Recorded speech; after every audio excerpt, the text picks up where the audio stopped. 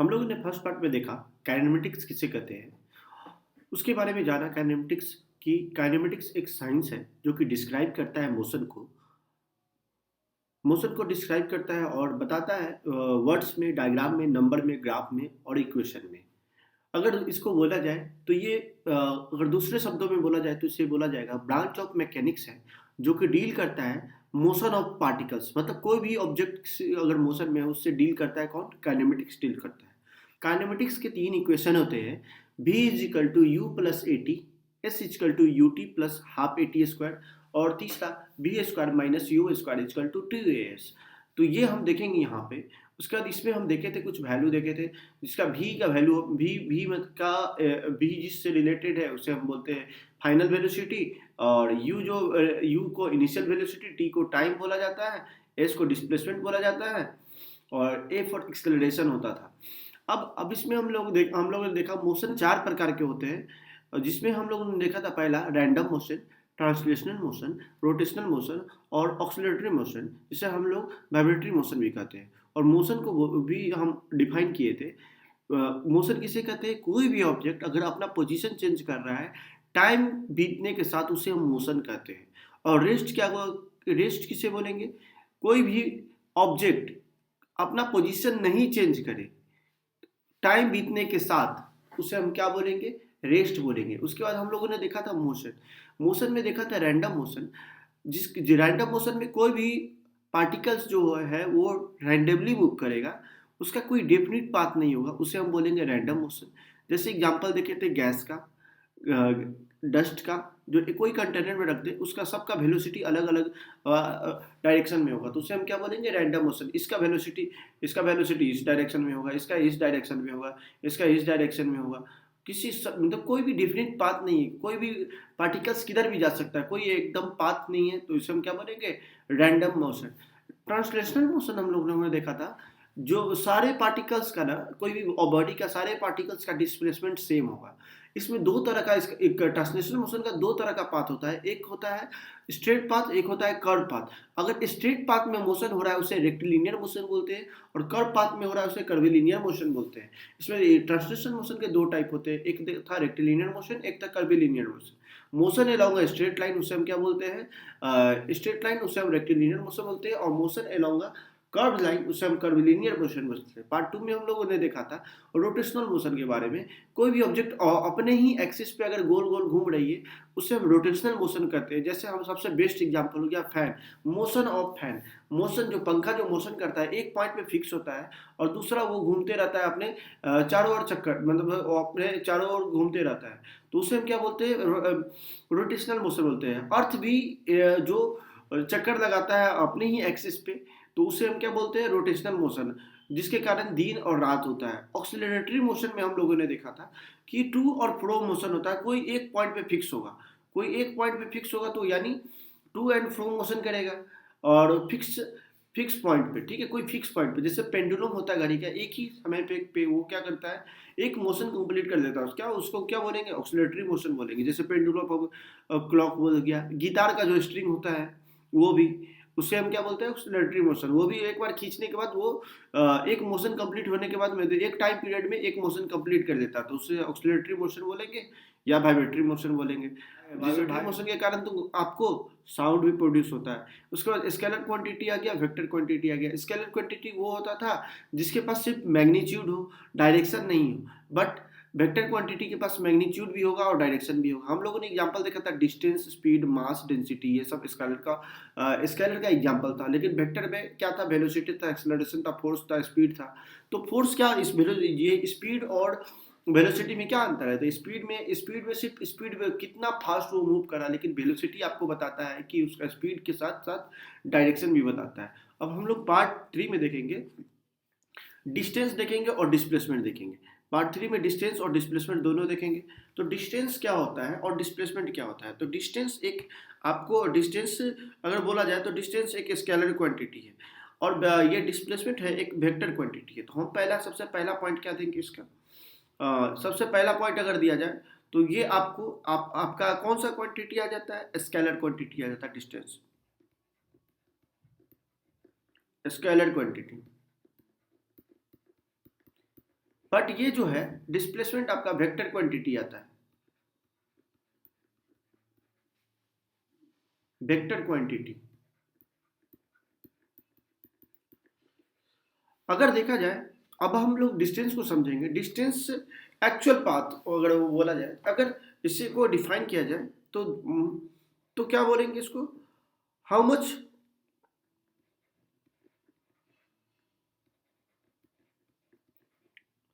Ground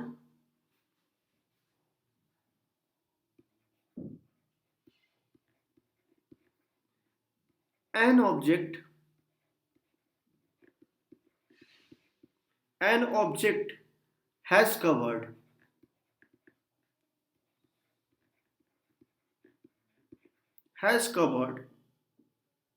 during its motion।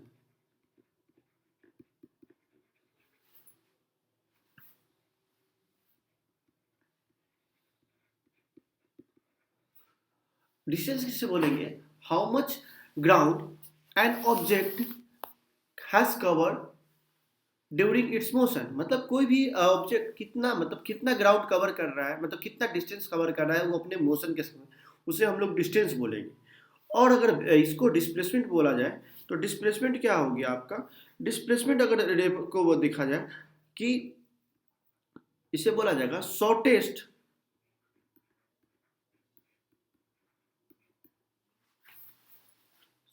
Distance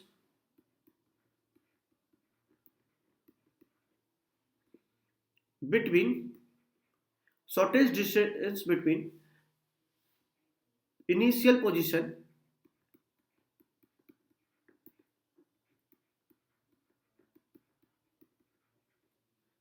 and final position. तो हम लोग क्या समझेंगे, अब इसको हम समझेंगे। डिस्प्लेसमेंट होता है shortest distance between initial position and final position. But distance जो होता है आपका, कितना डिस्टेंस कवर किया गया है ड्यूरिंग इट्स मोशन, उसे हम बोलते हैं डिस्टेंस। अब इसको हम समझेंगे एग्जाम्पल के साथ समझेंगे। इसमें अगर हम एक कोई एग्जाम्पल ले लिया जाए आपको, जैसे एक कोई गाड़ी है, अगर कोई कार है, कोई पॉइंट ए ले लिए और बी ले लिए, ठीक है। तो ये जो कोई, हम मान लीजिए ये कोई कार है या कोई ऑब्जेक्ट है, ये मतलब यहाँ से, मतलब ये पॉइंट से बी जाने के लिए कहाँ पे जाएगी, यहाँ आएगी। तो बी आ जाने के लिए इस तरह से भी रास्ता है और इधर से भी रास्ता है। तो ये एक्चुअल डिस्टेंस मोशन, ये मोशन करेगी ऐसा ड्यूरिंग इट्स मोशन, तो क्या यहाँ से यहाँ मूव कर सकती है ए से बी जाने, मतलब अगर पॉइंट ए को, मतलब ये पॉइंट ही ए है, ये पॉइंट को ही ए ले लिया जाए, अगर ए ले लिया जाए तो हम क्या समझेंगे कि ये जो पोजीशन है, ये जो ए से बी जाने पे कितना उसको मतलब कितना ग्राउंड कवर किया गया, मतलब कितना, मतलब उसके मोशन के समय कितना डिस्टेंस कवर किया, वो मतलब एक्चुअल डिस्टेंस हो गया वो। लेकिन डिस्प्लेसमेंट जो होता है, डिस्प्लेसमेंट का केस में अलग चीज ये होता है। अगर इसमें ए और बी पॉइंट है दो, तो इस दोनों का सबसे शॉर्टेस्ट डिस्टेंस, जिसमें सबसे कम टाइम लगे एक ए से बी जाने में, उसे हम डिस्प्लेसमेंट कहेंगे। तो इसमें क्या हो गया, ए जो हो गया आपका इनिशियल पोजीशन हो गया।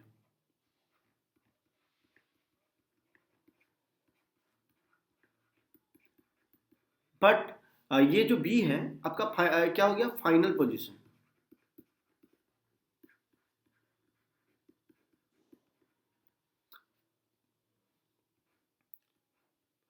तो डिस्प्लेसमेंट सबसे शॉर्टेस्ट डिस्टेंस हो गया, और डिस्टेंस जो हो गया एक्चुअल डिस्टेंस हो गया, जितना जो मोशन के समय कवर किया गया है। हम यहाँ पे कुछ इंपॉर्टेंट चीज समझेंगे।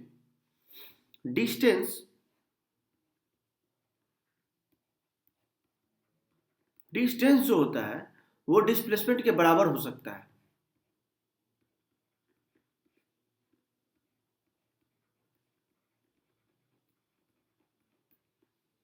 डिस्टेंस जो है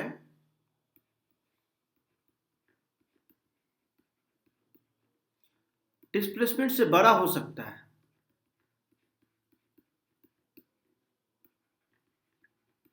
डिस्टेंस बराबर हो सकता है डिस्प्लेसमेंट का, और डिस्टेंस जो है आपका बड़ा भी हो सकता है डिस्प्लेसमेंट का। लेकिन डिस्प्लेसमेंट ना कभी बड़ा नहीं होगा डिस्टेंस, डिस्टेंस से कभी बड़ा नहीं हो सकता, बराबर हो सकता है लेकिन बराबर नहीं हो सकता, ये पॉइंट याद रखिएगा।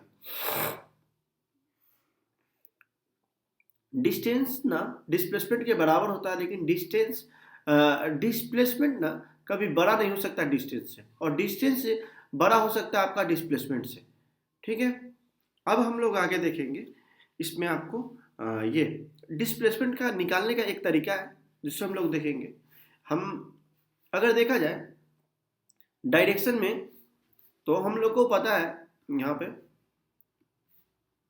एक मिनट, अगर देखा जाए इस पोजीशन को,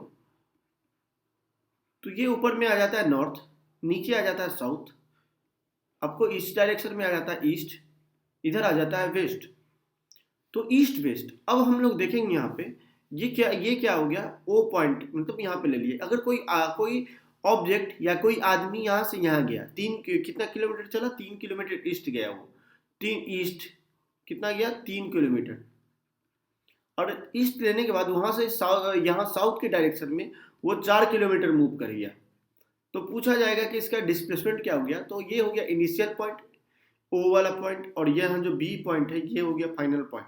तो हम ना यहाँ से डायरेक्ट इसको निकालेंगे, ये डिस्टेंस कितना होगा, तो हम अकॉर्डिंग टू पाइथागोरस थ्योरम यहाँ पे लगा के, तो वे हम क्या लिखेंगे, रूट अंडर 4 इसका square, 4 square plus 3 square, 4 square plus 3 square, और इसको सॉल्व करेंगे तो कितना आ जाएगा हम लोग को, ये आ जाएगा रूट अंडर 25, क्योंकि 4 4 जा 16 और 3 3 जा 9, और 16 9 25, और इसको सॉल्व करेंगे तो 5, डिस्प्लेसमेंट हो गया 5।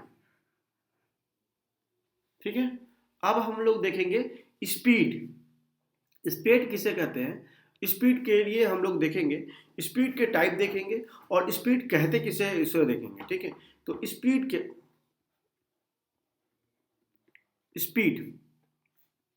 स्पीड क्या होता है, अगर बोला जाए रेट ऑफ डिस्टेंस ट्रेवल बोला जा सकता है, कि कितना मतलब रेट से वो डिस्टेंस ट्रेवल कर रहा है, तो हम क्या बोल सकते हैं इसमें, रेट ऑफ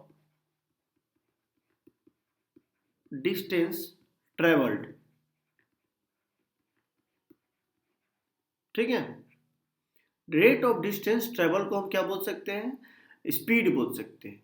ठीक है, दूसरा अगर बोला जाए, दूसरे शब्दों में बोला जाए तो क्या बोला जाएगा, रेशियो, रेशियो बोल सकते हैं किसका, ratio of distance travel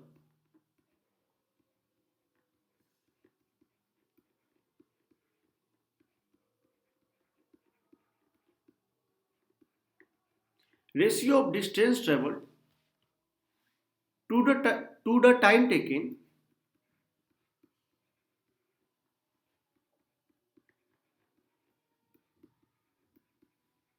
to the time taken to cover the distance, to cover the distance। Ratio बोला जा रहा है, रेशियो किसका, जितना डिस्टेंस ट्रेवल किया गया उसका distance travel to the time taken, कितने डिस्टेंस ट्रेवल करते समय कितना टाइम लगा वो, उसका रेशियो।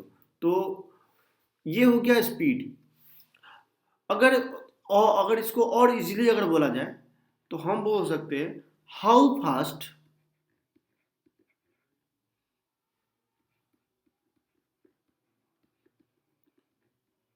इट मूविंग,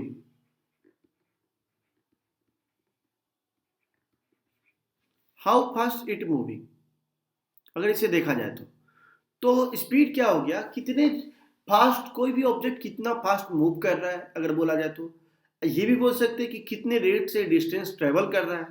और दूसरे शब्दों में बोला जाए तो ratio of distance travel, ratio किसका, डिस्टेंस ट्रेवल और बाय जितना टाइम लिया गया है वो।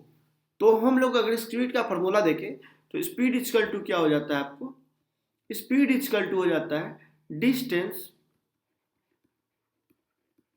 बाय टाइम हो जाता है। और डिस्टेंस क्या आता है, मीटर में आता है, डिस्टेंस मीटर में, और टाइम आता है सेकंड में, यानी इसका ऐसा यूनिट क्या हो गया,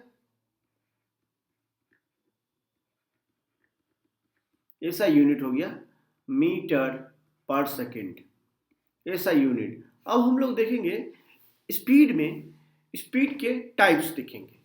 तो स्पीड के टाइप्स में अगर देखा जाए, ठीक है, तो type of speed, type of speed भी हम पहला इस देखेंगे। वो कौन सा आता है? पहला पहला आपका आ जाता है, अगर हम लोग पहले टाइप को ही जान लें तो पहला आपका टाइप आ जाता है एवरेज स्पीड।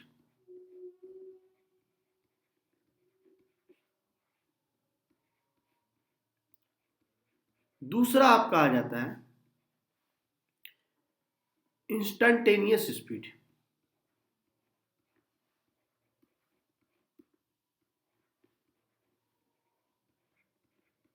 Instantaneous speed. तीसरा आपका आ जाता है यूनिफॉर्म स्पीड।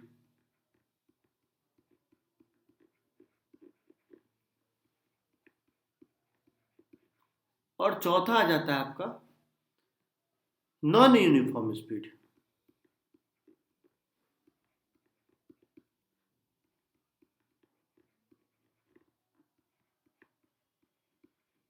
हम लोग इसको एक एक करके देखेंगे। फर्स्ट में देखेंगे ये एवरेज स्पीड, सेकेंड में देखेंगे इंस्टंटेनियस स्पीड, तीसरा देखेंगे यूनिफॉर्म और चौथा देखेंगे नॉन यूनिफॉर्म।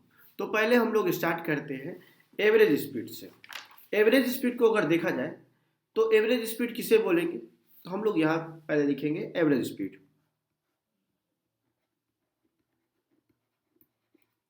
एवरेज स्पीड,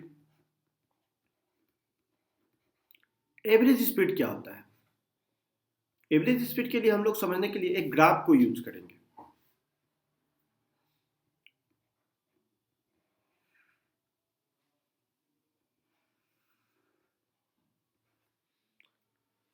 इधर ले लेंगे टाइम और इधर ले लेंगे आपको डिस्टेंस।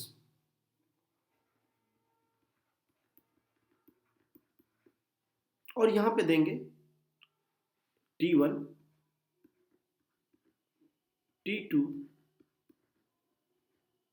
T3 और यहां आ गया T4। आपको ले लेंगे यहाँ पे x1 डिस्टेंस, यहाँ पे x2, यहाँ पे ले लिए x3, यहाँ पे ले लिए x4। अब हम x4, ठीक है, अब हम लोग इसको देखेंगे x4। एक मिनट,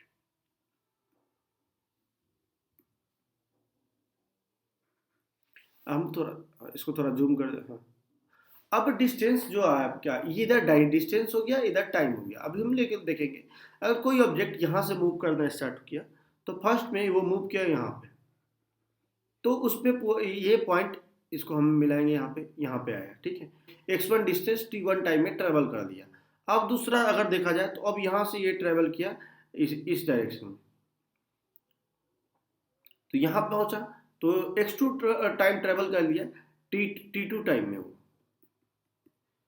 अब यहाँ से ये ट्रेवल किया ऊपर की डायरेक्शन, तो यहाँ t4 टाइम में वो, t4 टाइम में आपको कितना डिस्टेंस ट्रेवल कर दिया?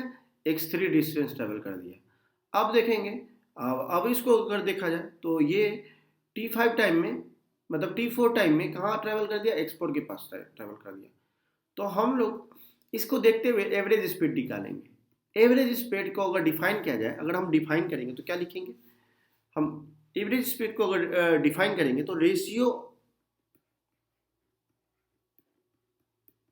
Ratio of total distance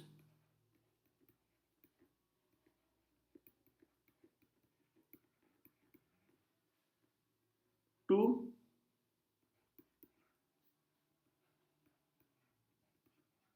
total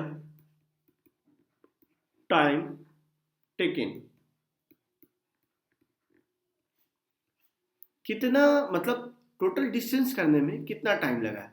अगर इसका फॉर्मूला देखा जाए तो क्या होगा? Average speed is equal to total distance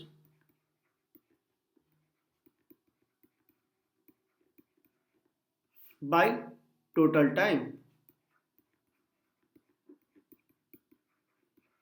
इस ग्राफ के लिए अगर देखा जाए तो डिस्टेंस कितना हो गया, x1 plus x2 plus x3 plus x4, और टाइम कितना हो गया, t1 plus t2 plus t3 plus t4।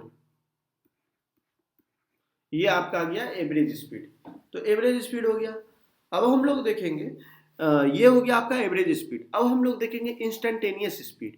Instantaneous speed क्या होता है, बहुत ही छोटे समय के लिए जो स्पीड होगा उसको हम बोलेंगे इंस्टेंटेनियस स्पीड। तो अगर इसको डिफाइन किया जाए तो इंस्टेंटेनियस स्पीड आपका हो जाता है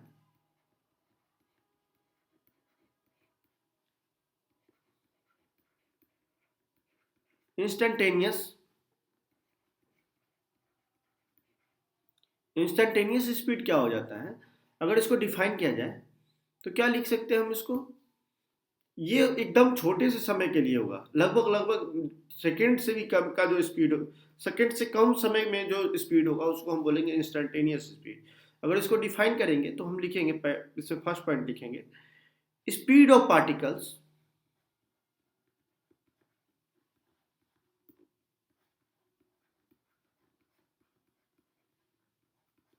speed of particle at a given instant.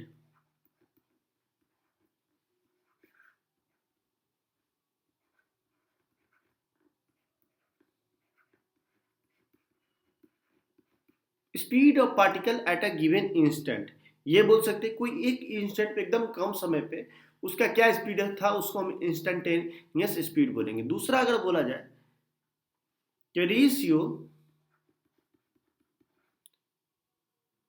Ratio of distance travelled ratio of distance travelled in extremely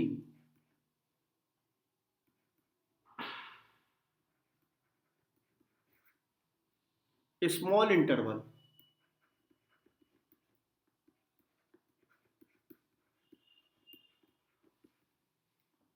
of time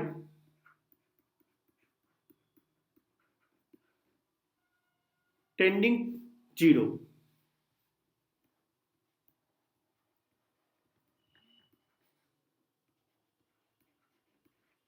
ratio of distance travel in extremely small interval, मतलब एकदम एकदम छोटे से समय के लिए।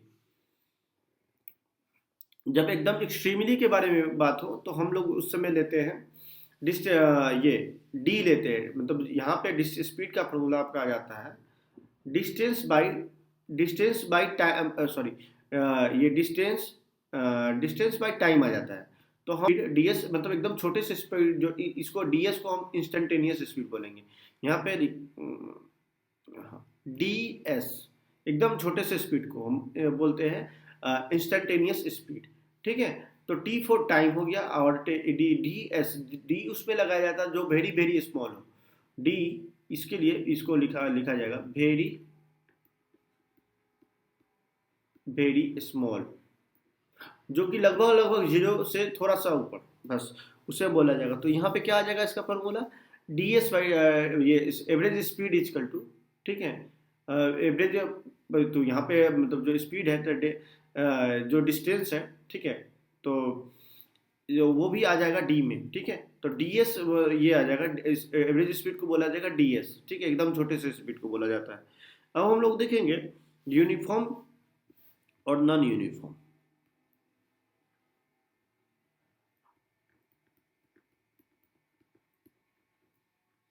यूनिफॉर्म स्पीड क्या होता है और नॉन यूनिफॉर्म। यूनिफॉर्म से पता चल रहा है हम लोग को कि स्पीड क्या होगा, एक ही इक्वल मतलब डिस्टेंस ट्रेवल करेगा इक्वल इंटरवल ऑफ टाइम में।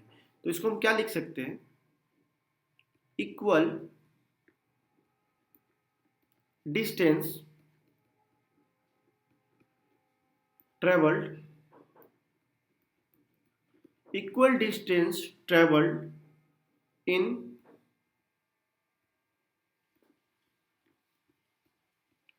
Equal interval of time.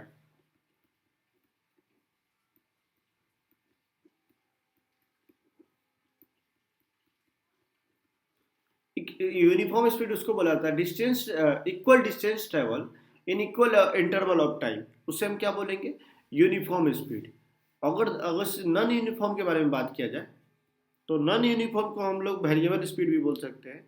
तो नॉन यूनिफॉर्म स्पीड क्या होगा, non uniform, non uniform speed. Non uniform speed के बारे में अगर बात की जाए तो उसे क्या बोला जाएगा, does not cover equal distance,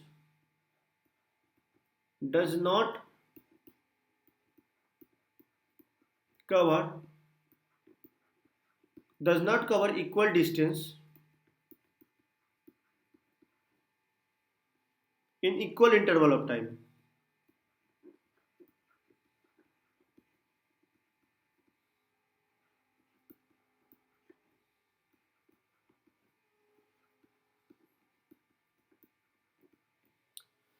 मतलब क्या हुआ, यूनिफॉर्म स्पीड किसे बोला जाएगा, यूनिफॉर्म स्पीड उसे बोला जाएगा equal distance travel in equal uniform speed बोला जाएगा equal distance travel in equal interval of time को हम बोलेंगे यूनिफॉर्म स्पीड। अगर इसका एग्जांपल देख ले, मान अगर कोई कोई मतलब पर्सन है यहाँ पे ए पॉइंट पे, तो यहाँ से यहाँ जाने में बी पॉइंट पे उसे उसको समय लगता है 2 घंटा, ठीक है, 2 आवर, और डिस्टेंस 3 किलोमीटर। फिर बी से सी जाने में उसको लगता है फिर 2 घंटा लगता है और 3 किलोमीटर ट्रैवल करता है। सी से डी जाने में भी उसको कितना लगता है, 3 किलोमीटर लगता है, और कितना टाइम लगेगा, 2 आवर। यानी हर 2 आवर में, हर 2 घंटा में वो 3 किलोमीटर चल रहा है, यानी यूनिफॉर्म स्पीड मतलब इसको बोला जाएगा। लेकिन नॉन यूनिफॉर्म स्पीड को अगर देखा जाए तो ए पॉइंट पे अगर कोई एक पर्सन है यहाँ पे, तो ए से बी जाने में उसको जितना समय लगेगा, 2 घंटा में कभी वो 3 किलोमीटर चला, ठीक है। बी से सी जाने में, बी से सी अगर मान जाइए 5 किलोमीटर है, तो वो एक ही घंटा में पहुंच जाए, एक ही आवर में पहुंच जाए। सी से डी जाने में उसको अगर मान जाइए 3 किलोमीटर जाना है, तो वो 1 घंटा में पहुंच जाए। तो ये क्या हो गया, नॉन यूनिफॉर्म स्पीड। मतलब उसका डज नॉट इक्वल डिस्टेंस, मतलब does not cover equal distance in equal interval of time. Equal distance equal interval of time नहीं, कभी 2 घंटा में 3 किलोमीटर चल रहा है, कभी 1 घंटा में 5 किलोमीटर चल रहा है, कभी 1 घंटा में 3 किलोमीटर चल रहा है। तो इस तरह से जो स्पीड में हो स्पीड होगा उसे नॉन यूनिफॉर्म स्पीड बोलेंगे, ठीक है।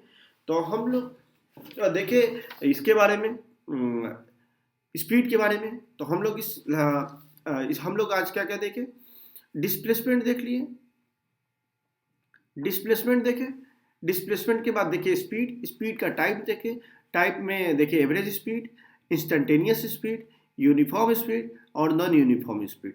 तो अब हम नेक्स्ट पार्ट में हम लोग डिस्कस करेंगे वेलोसिटी। पार्ट 4